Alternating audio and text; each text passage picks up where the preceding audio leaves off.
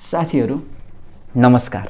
Doctor सन्दुक रोहित यो नामसँग हजुरहरू पक्कै पनि चिरपरिचित हुनुहुन्छ। सो जुन उहाँ फेमस हुनुहुन्छ एउटा रोगको उपचारको लागि जसको नाम छ क्याटरेक्ट, जसलाई चाहिँ नेपालीमा के भन्छौँ हामी मोतीबिन्दु भन्छौँ हैन। उहाँले अरू पनि रोगहरू हेर्नुहुन्छ तर यो रोगको लागि चाहिँ उहाँ एकदमै फेमस हुनुहुन्छ। सो आजको यस भिडियोमा हामी चाहिँ यो जुन यो क्याटरेक्ट छ, जुन यो मोतीबिन्दु छ, यो वास्तवमा के हो, यो के कस्ता कारणहरूले गर्दा हुने गर्छ र यसको उपचार के कस्तो छ। हामीले सुनेको होला नि आँखामा चिरा लगाइन्छ के कस्तो छ हैन। ल यसको बारेमा बुझ्छौँ। सो बेसिकली आजको यस भिडियोमा चाहिँ हामी यो क्याटरेक्टको बारेमा, मोतीबिन्दुको बारेमा चाहिँ कुराहरू बुझ्न कोसिस गर्नेछौँ। किनभने साथीहरू हेर्नुहोस् है, भोलि पर्सि हामीलाई पनि क्याटरेक्ट हुन्छ, तपाईँलाई पनि हुन्छ, मलाई पनि हुन्छ। यदि हामी 60-70 वर्ष नाग्यौँ भनेपछि हैन, यो सिनाइल डिजिज हो। जति हाम्रो उमेर बढ्दै जान्छ त्यति क्याटरेक्ट पनि देखिन्छ है त। म्याक्सिममलाई यो हुन्छ। सो यो रोग बुझ्न एकदमै आवश्यक छ है त। हुन्छ साथीहरू, अब चाहिँ ढिला नगरिकन अब चाहिँ भिडियो सुरु गरौँ है त। साथीहरू मैले भनिसकेँ क्याटरेक्ट भनेको के हो, मोतीबिन्दु हो। यो मोतीबिन्दु चाहिँ के हो भनेपछि हेर्नुहोस् है, बुझ्नुहोस् है। हाम्रो चाहिँ के हुन्छ भने चाहिँ आँखाको भित्र एउटा लेन्स हुन्छ। जस्तै मैले यो त बाहिर आर्टिफिसियल लेन्स लगाएको छु हैन, त्यस्तै हाम्रो प्राकृतिक रूपमा आँखाभित्र एउटा लेन्स हुन्छ। त्यो लेन्स चाहिँ के हुन्छ भने चाहिँ ट्रान्सप्यारेन्ट हुन्छ। ट्रान्सप्यारेन्ट भनेको कस्तो हुन्छ चाहिँ हाम्रो सिसा जस्तो। जस्तै सिसामा जस्तै यहीँ हेऱ्यौँ भनेपछि तपाईँले यताबाट चाहिँ यताको देख्न सक्नुहुन्छ हैन। तर बिस्तारै बिस्तारै हाम्रो बढ्दो उमेरको कारणले गर्दा होस् अथवा हैन, यो कसैलाई जन्मजात पनि हुनसक्छ र कसैलाई पनि अरू धेरै कुराहरूले पनि हुनसक्छ। तर चाहिँ मोस्ट कमन के छ भनेपछि चाहिँ सिनाइल क्याटरेक्ट भनिन्छ। जुन चाहिँ हाम्रो उमेर बढ्दै बढ्दै जान्छ नि हैन, हाम्रो उमेर बढ्दै बढ्दै जाँदाखेरि के हुन्छ भने चाहिँ हाम्रो जुन लेन्सको जुन लेन्स केले बनेको हुन्छ, प्रोटिनले बनेको हुन्छ। जुन लेन्समा भएको प्रोटिन हुन्छ नि त्यो बिस्तारै डिनेचर हुँदै जान्छ हैन। त्यस कारणले चाहिँ गर्दा के हुन्छ भनेपछि हाम्रो जुन त्यो लेन्स थियो, जुन अघिको जुन त्यो हाम्रो ट्रान्सप्यारेन्ट लेन्स थियो, त्यो अब केमा चेन्ज हुन्छ अनि त्यसमा चाहिँ बेसिकली ओपेसिटी डेभलप हुन्छ। बेसिकली क्याटरेक्टलाई नै हामीले पढ्दाखेरि चाहिँ हैन opacification of lens or its capsule भनेको हुन्छ। त्यो भनेको मोटामोटी रूपमा के हो भनेपछि हाम्रो जुन भित्र प्राकृतिक रूपमा भएको लेन्स छ त्यो चाहिँ बिस्तारै बिस्तारै त्यहाँको प्रोटिनहरू डिनेचर भएर चाहिँ त्यसमा चाहिँ धब्बा सुरु हुन्छ। जसले गर्दा चाहिँ हाम्रो चाहिँ पछि चाहिँ हाम्रो जुन यो यति राम्रो संसार हामीले देखिरहेको छौँ त्यो बिस्तारै बिस्तारै हाम्रो ब्लर हुँदै हुँदै हामी फाइनल स्टेजमा के हुन्छ भनेपछि जुन चाहिँ हामीलाई केही पनि देखिन्न है त, हो त्योसम्म हामी पुग्न सक्छौँ। सो यतिकै भन्दै गर्दा चाहिँ अब हजुरलाई डर लाग्यो होला, ओहो ब्लर गर्दा गर्दा अब पुरै अन्ध भइन्छ, अब अन्ध भएपछि त सकिएको हैन। क्याटरेक्ट चाहिँ एउटा यस्तो रोग हो नि जो चाहिँ के गर्न सकिन्छ भने चाहिँ प्रिभेन्ट गर्न सकिन्छ। यसको उपचार छ। उपचार गर्यो भनेपछि चाहिँ यो चाहिँ अहिले तपाईँले जस्तो देखिरहनु भएको छ नि यसको उपचारपछि ठ्याक्कै तपाईँले त्यस्तै देख्नुहुन्छ है त। त्यस कारण यसलाई के भनेको छ भनेपछि चाहिँ प्रिभेन्टल कज अफ ब्लाइन्डनेस भनेको छ।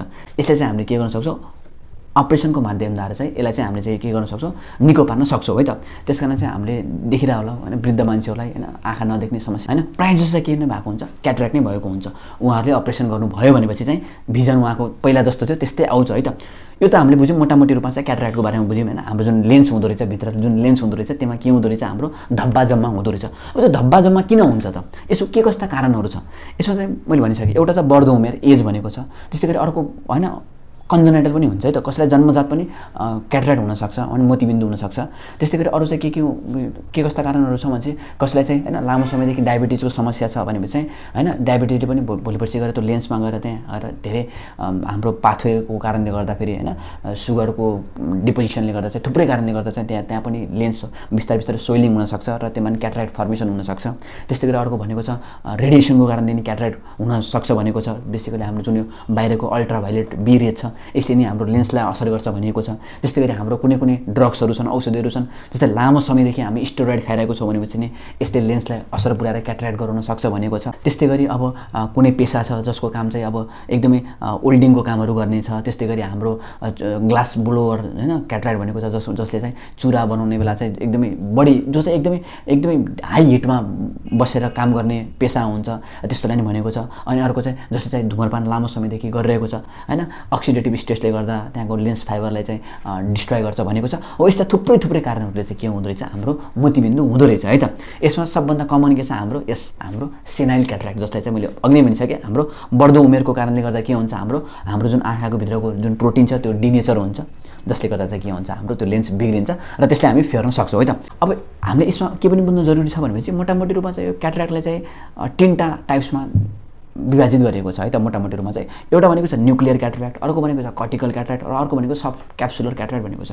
अब न्युक्लियर क्याटरेक्टमा के हुन्छ भनेपछि जस्तै यो लेन्स हो है, यो लेन्स हो भने चाहिँ बिच भागमा चाहिँ के हुन्छ भनेपछि चाहिँ त्यो धब्बा बन्न सुरु हुन्छ र बिच भागमा चाहिँ त्यो लेन्सको हार्डनिङ कडा बन्न सुरु हुन्छ, जसले गर्दा चाहिँ के हुन्छ भनेपछि यसमा एउटा ब्युटिफुल शब्द छ हेमारोलोपिया भन्ने छ, जसले चाहिँ हामी चाहिँ डे ब्लाइन्डनेस भन्छौँ त्यो हैन। कसैलाई चाहिँ न्युक्लियर क्याटरेक्ट भएको छ भनेपछि उसले चाहिँ दिउँसो चाहिँ अलिकति उसलाई देख्न गाह्रो हुन्छ है त, त्यो न्युक्लियर क्याटरेक्टमा देखिन्छ। त्यस्तै अर्को हुन्छ कर्टिकल क्याटरेक्ट। कर्टिकल भनेको कस्तो भने चाहिँ कर्टेक्स भनेको चाहिँ हाम्रो यो जस्तै लेन्स भयो, यो लेन्स भयो, यसको वरिपरि चाहिँ के हुन्छ भनेपछि अब चाहिँ प्रोटिनहरू डिनेचर गर्न सुरु हुन्छन् है त, प्रोटिनहरू चाहिँ डिस्ट्रोय हुन, डिनेचर हुन, बिग्रिन सुरु गर्छन्, जस कारणले गर्दा के हुन्छ भनेपछि यसमा चाहिँ नाइट ब्लाइन्डनेस देखिन्छ। भनेको चाहिँ मान्छे चाहिँ अब अभियसली रातिमा हामीले अलिअलि त देख्छौँ होइन, अलिअलि डिम लाइटमा अलिअलि देख्छौँ, तर त्यसमा चाहिँ के हुन्छ भने चाहिँ नाइटमा त्यति पनि राम्रोसँग देख्न सक्दैन होइन। मोटामोटी रूपमा नाइट ब्लाइन्डनेस भनेको छ, क्युनिफर्म क्याटरेक्ट भनेको छ है त। त्यस्तै अर्को हुन्छ सब क्याप्सुलर क्याटरेक्ट। यो भनेको एकदमै दुःख दिन्छ। यसले चाहिँ के हुन्छ भने चाहिँ हाम्रो क्याटरेक्ट बन्न स्टार्ट कहाँबाट गर्छ भनेपछि नोडल पोइन्ट भन्ने छ। बेसिकली चाहिँ यसमा चाहिँ के हुन्छ भने चाहिँ तपाईँ चाहिँ कुनै लाइटलाई हेर्नुभयो, लाइटको सोर्सलाई हेर्नुभयो अथवा चाहिँ होइन लाइटलाई हेर्नु भने चाहिँ तपाईँले चाहिँ के देख्नुहुन्छ भने चाहिँ तपाईँलाई चाहिँ म्याक्सिमम ग्लेयर भन्ने शब्द छ एउटा। ग्लेयर भनेको कस्तो भने चाहिँ तपाईँलाई त्यो लाइट चाहिँ तपाईँलाई एकदमै चम्किलो देखिन्छ क्या। र अब यसको उपचारको बारेमा बुझौँ।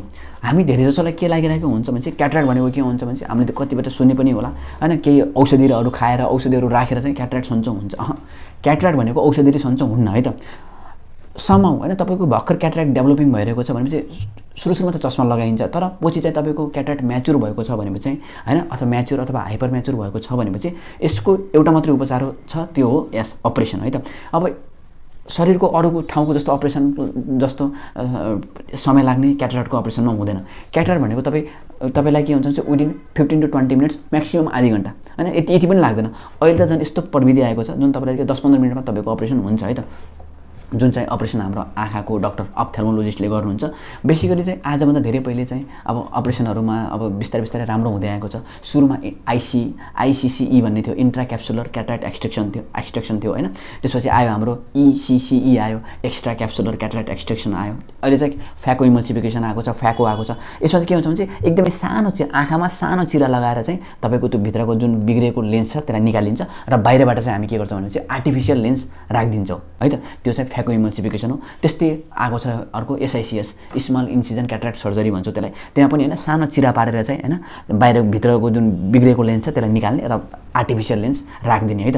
यो बेसिकली क्याटरेक्टको अपरेसन हो र मैले भनिसकेँ तपाईँलाई होइन। आइसिसिई, इसिसिई, फ्याको, एसआइसिएस, लेजर धेरै प्रविधि आएको छ। र तपाईँले के बुझ्नुहोस् भनेपछि तपाईँको अपरेसन बिहान छ भनेपछि तपाईँ दिउँसो अथवा साँझ मजाले घर फर्किन सक्नुहुन्छ, मजाले तपाईँको डे टु डे एक्टिभिटिजहरू तपाईँले मजाले गर्न सक्नुहुन्छ है त। यसमा चाहिँ त्यो अरू अपरेसन जस्तो 3-4 दिनसम्म हस्पिटल बस्नु पर्दैन। यो चाहिँ फाइदा छ भनौँ, अथवा यो चाहिँ एउटा राम्रो पोइन्ट हो होइन।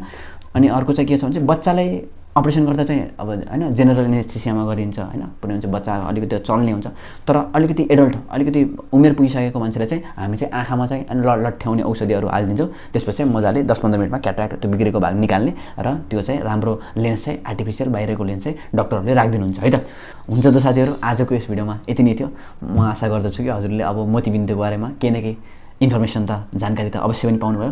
साथीहरू यो भिडियो म्याक्सिमम सेयर गर्नु होला। हामीलाई चाहिँ धेरैलाई थाहा हुँदैन। हामीले चाहिँ के सोच्छौँ भनेपछि चाहिँ मोतीबिन्दुको अपरेसन एकदमै समय लाग्ने हो कि यसले चाहिँ एकदमै नकारात्मक असर पुर्याउने हो कि हामीले अपरेसन गरेपछि पनि हामीले देख्दैनौँ कि, अथवा थुप्रै हाम्रो मनमा शङ्काहरू लागिरहेको हुन्छ। मैले भनिसकेँ, यदि तपाईँलाई चाहिँ तपाईँको आँखा कमजोर भइरहेको छ, तपाईँले राम्रोसँग देख्न सकिरहनु भएको छैन र त्यसको कारण क्याटरेक्ट हो भनेपछि, मोतीबिन्दु हो भनेपछि यसको उपचार 100% होइन राम्रो छ। तपाईँको पहिला जस्तो भिजन थियो, तपाईँको पहिला जस्तो दृष्टि थियो, त्यस्तै दृष्टि तपाईँले पाउन सक्नुहुन्छ अपरेसनपछि। र यो अपरेसन गर्न चाहिँ समय लाग्दैन है त। त्यस कारण चाहिँ घरमा कोही हुनुहुन्छ जसलाई चाहिँ भिजनको समस्या छ होइन, क्याटरेक्टको समस्या छ, मोतीबिन्दुको समस्या छ भने चाहिँ निर्धक्क रूपमा ढुक्क भएर चाहिँ जानुहोस्, मोतीबिन्दुको शल्यक्रिया गराउनुहोस् र यति राम्रो संसारलाई फेरि आफ्नो 2टा नयनले हेर्नुहोस् है त। हुन्छ साथीहरू, आजको भिडियोमा यति नै थियो। म आशा गर्दछु कि हजुरलाई यो जानकारी मन पर्यो। साथीहरू, यस्तै जानकारी पाइराख्नका लागि हाम्रो च्यानल अझैसम्म पनि सब्सक्राइब गर्नुभएको छैन भनेपछि सब्सक्राइब गर्नु साथीहरू, किनभने आगामी दिनहरूमा पनि हामी यस्तै थुप्रै स्वास्थ्य सम्बन्धी कुराहरू लिएर हजुरमाझ म सरल होइन यस्तै नेपाली भाषामा सहज तरिकाले बुझाउन म हजुरलाई कोसिस गर्ने नै छु। साथीहरू, आजलाई यति भन्दै मलाई बिदा दिनुहोस्। नमस्ते।